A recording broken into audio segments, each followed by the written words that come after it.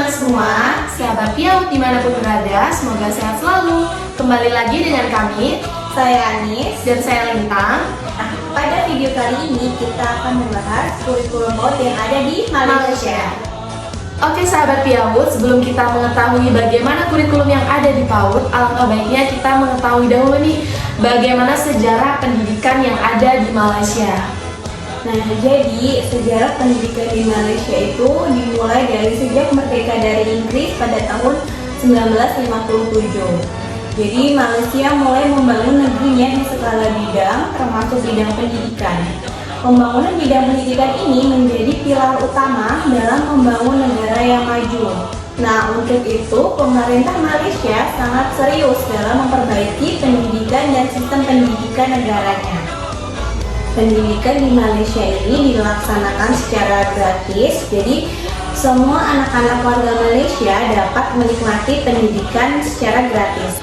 Oke sahabat Piau, setelah kita mengetahui perkembangan sejarah pendidikan yang ada di Malaysia, alangkah baiknya kita mengetahui nih bagaimana perkembangan pendidikan anak usia dini yang ada di Malaysia. Jadi di Malaysia sistem pendidikan untuk anak-anak usia prasekolah itu dilakukan di Taman Asuhan Kanak-kanak atau TASKA dan Taman Didikan Kanak-kanak atau TADIKA. Nah, TASKA ini diperuntukkan sebagai tempat mengasuh dan menjaga anak-anak yang berusia 0 hingga 4 tahun. Sementara untuk anak usia 4 hingga 6 tahun ini dididik di TADIKA. Nah, keduanya itu memakai kurikulum terpadu yang digunakan dalam program pendidikan yang disusun oleh negara. Jadi wajib belajar di Malaysia dicanangkan dan dilaksanakan pada tahun 2003. Keteledoran orang tua yang memasukkan anaknya untuk mengikuti wajib belajar dianggap sebagai kesalahan menurut undang-undang.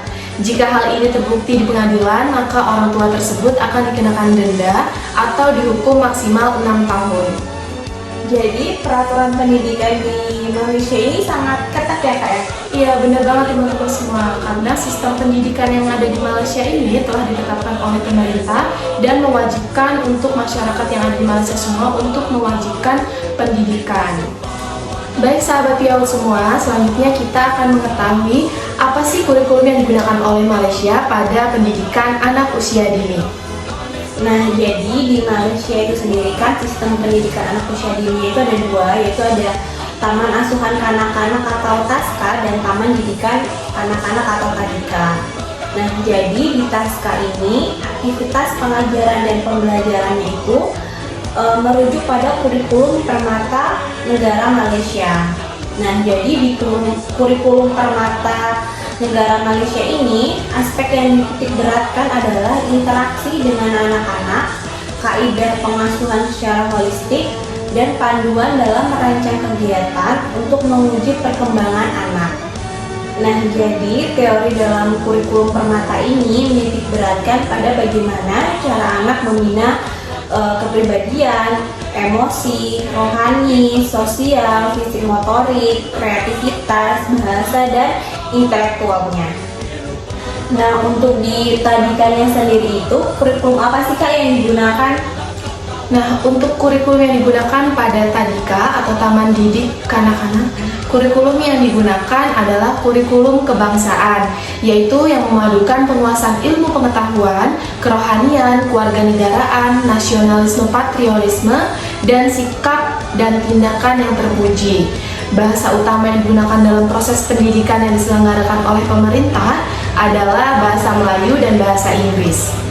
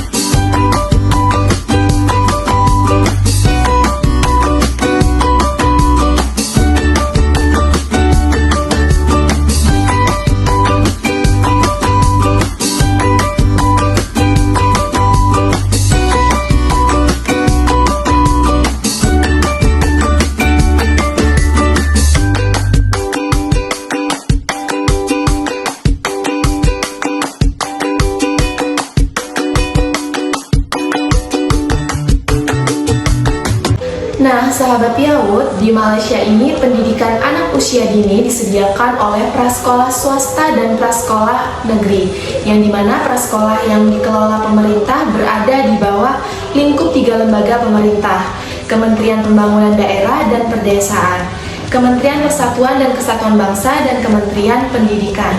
Jadi terdapat 2 prasekolah yang ada di Malaysia, yaitu prasekolah negeri dan prasekolah swasta, yang dimana terdapat perbedaan antara prasekolah tersebut.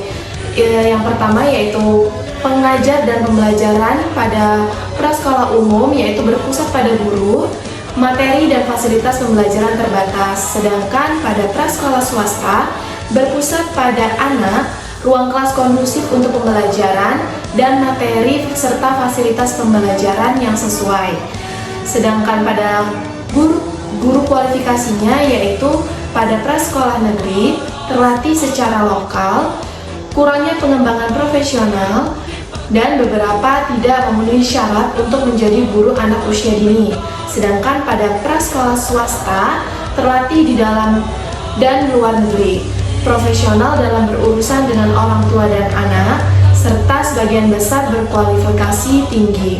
Sedangkan rasio guru yang ada pada prasekolah negeri yaitu 1:25, sedangkan pada prasekolah swasta yaitu 1:15. Perbedaan selanjutnya yaitu dari aspek kurikulum. Untuk prasekolah negeri itu menekankan perkembangan sosial dan emosional, kemudian ikut tujuan dan sasaran pemerintah. Bahasa yang digunakan itu menggunakan bahasa Melayu.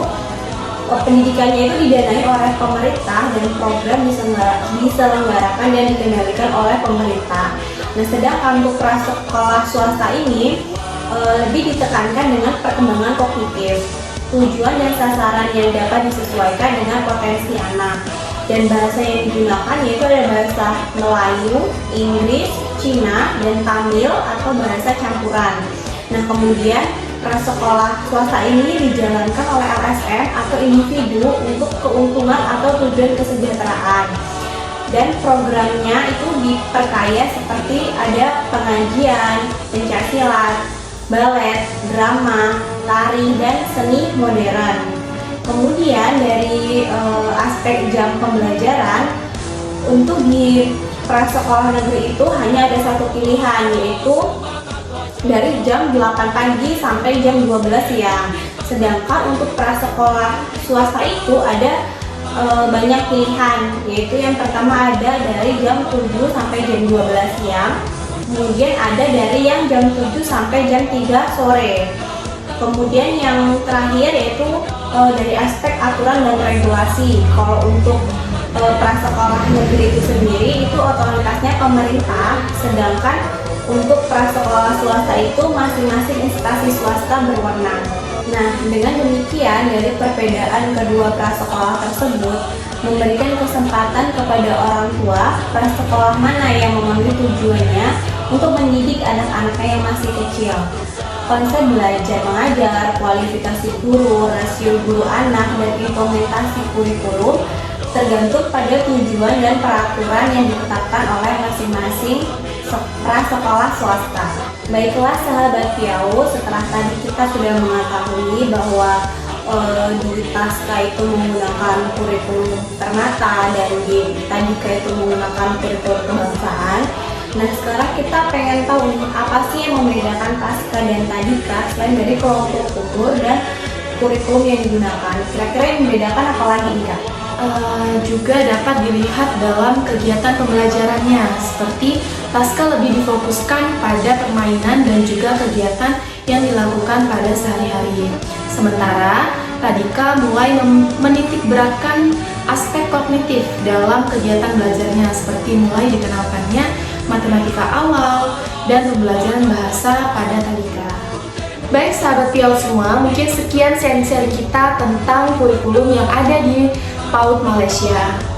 Dan mohon maaf jika ada kesalahan atau kekurangan kita dalam sharing tentang kurikulum PAUD yang ada di Malaysia pada kesempatan kali ini.